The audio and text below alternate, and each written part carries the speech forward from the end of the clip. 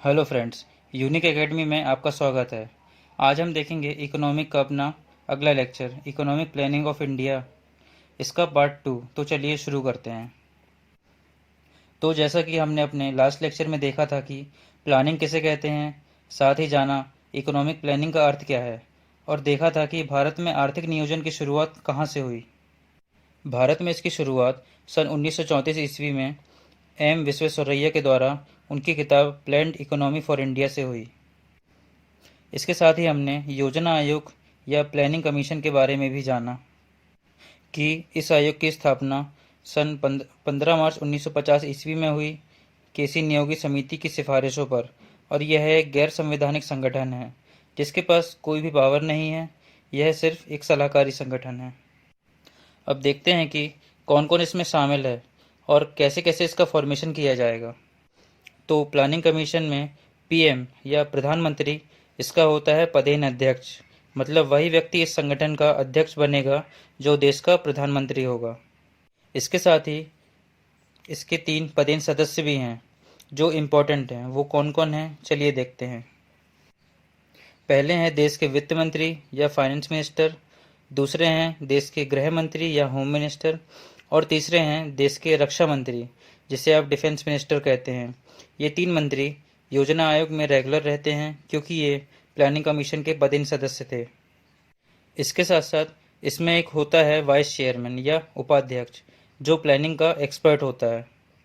उपाध्यक्ष काम करेगा अध्यक्ष के नीचे, तो सबसे बड़ा होगा चेयरमैन, उसके बाद होगा वाइस चेयरमैन, और उसके बाद होंगे ये 3 सदस्य cabinet ministers, finance minister, home minister और डिफेंस मिनिस्टर।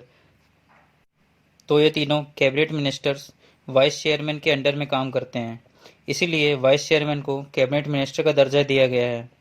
तो आपका जो प्लानिंग कमीशन का उपाध्यक्ष होगा या वाइस चेयरमैन होगा उसे कैबिनेट मिनिस्टर का दर्जा प्राप्त होगा। वही पावर और सुविधाएं मिलेंगी जो एक कैबिनेट मिनिस्टर को प्राप्त होती हैं। इसे फिर से देखते हैं। इसमें प्रधानमंत्री इसका चेयरमैन या अध्यक्ष होता है। 3 इसके मेंबर होते हैं, वित्त मंत्री, गृह मंत्री और रक्षा मंत्री। इसके साथ इसका एक उपाध्यक्ष होता है जो कैबिनेट मिनिस्टर का दर्जा प्राप्त करता है, और इसकी सबसे बड़ी विशेषता यह होती है कि यह प्लानिंग का एक्सपर्ट होता है। इसके साथ साथ इसके 3 और मेंबर होते हैं, और ये फुल टाइम मेंबर होते हैं। कैसे होते हैं? पूर्णकालिक सदस्य, और 3 इसमें अंशकालिक सदस्य या शॉर्ट टर्म मेंबर होते हैं। ये 6 सदस्य भी प्लानिंग के एक्सपर्ट होते हैं। एक सबसे बड़ी बात इस संगठन की यह है कि इसमें किसी भी सदस्य या अध्यक्ष या उपाध्यक्ष का कोई भी कार्यकाल निश्चित नहीं होता।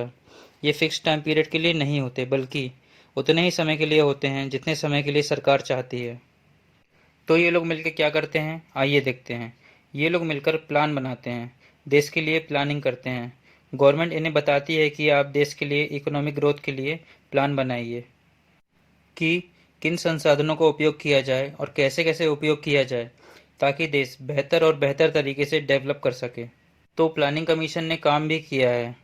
इन्होंने अब तक 12 पंचवर्षीय योजनाएं बनाई हैं या 5 ईयर प्लान बनाए हैं, और 7 सिंगल ईयर प्लान बनाए हैं। अब इसमें हम लोग आगे चर्चा करेंगे कि 5 ईयर प्लान में इन लोगों ने क्या क्या किया, लेकिन हम इसके पहले देखते हैं कि प्लानिंग कमीशन का कार्य क्या क्या है।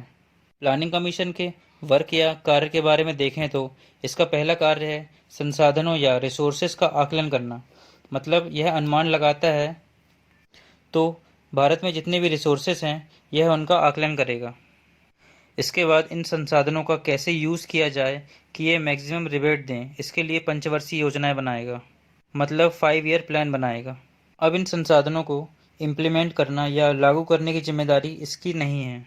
योजनाओं को लागू करने का कार्य सरकार का है, इस संगठन का नहीं है। योजनाएं सरकार लागू करती हैं, ये सिर्फ संसाधनों का आकलन करेंगे और योजनाएं बनाएंगे।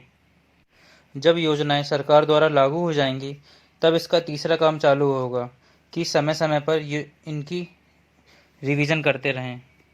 इनका कार्य यह रहेगा कि योजनाओं से लाभ हो रहा है या नहीं हो रहा है, मतलब योजनाओं की समीक्षा करना।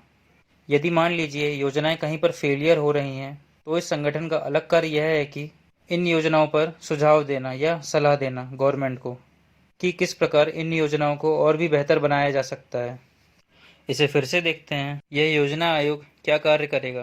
पहले जो आपके रिसोर्सेज होंगे उनका आकलन करेगा कि कौन से रिसोर्सेज हमारे पास हैं। फिर उन संसाधनों का कैसे कैसे बेहतर इस्तेमाल किया जा सकता है, उनके लिए पंचवर्षीय योजनाएं बनाएगा। और जब योजनाएं सरकार द्वारा लागू की जाएंगी तब उन योजनाओं की समय समय पर मूल्यांकन करेंगे या समीक्षा करेंगे कि योजनाएं लाभकारी हैं या नहीं हैं। फिर उसके बाद गवर्नमेंट को सुझाव देंगे कि योजनाएं और बेहतर ढंग से कैसे चलाई जा सकें। तो योजना आयोग के यह कार्य हुए। इस प्लानिंग कमीशन ने अब तक 12 पंचवर्षीय योजनाएं बनाई हैं और 7 एक वर्षीय योजनाएं बनाई हैं। लेकिन इसके साथ एक ट्रेजेडी हो गई। अपने जो नए प्रधानमंत्री जो वर्तमान में हैं, मोदी साहब, उन्होंने प्लानिंग कमीशन को बंद कर दिया। इसकी जगह पर एक नई संस्था जिसका नाम NITI नीति आयोग या national institute for transforming India है, इसे लागू कर दिया।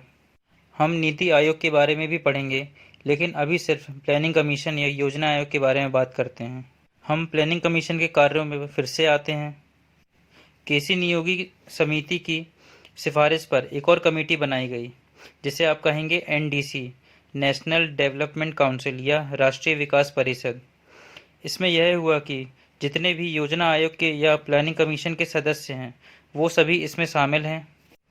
इसके साथ साथ सभी राज्यों के मुख्यमंत्री भी होंगे और साथ ही केंद्र शासित प्रदेश मतलब आपकी जो यूनियन टेरिटरीज हैं उनके प्रशासक भी NDC में शामिल होंगे। अब यह संगठन ऐसा संगठन बन गया जो स्टेट और सेंट्रल दोनों को साथ मिलकर कार्य कराता है। इसका काम ऐसा बनाया गया कि जिससे प्लानिंग में स्टेट और सेंट्रल दोनों की पार्टनरशिप हो। तो यहाँ से एक प्रश्न ये भी बनता है कि ऐसी कौन सी संस्था है जो पंचवर्षीय योजनाओं को अंतिम स्वीकृति देती है? तो यह है राष्ट्रीय विकास परिषद या NDC। आज के लिए इतना ही। धन्यवाद। हेलो फ्रेंड्स, यूनिक एकेडमी में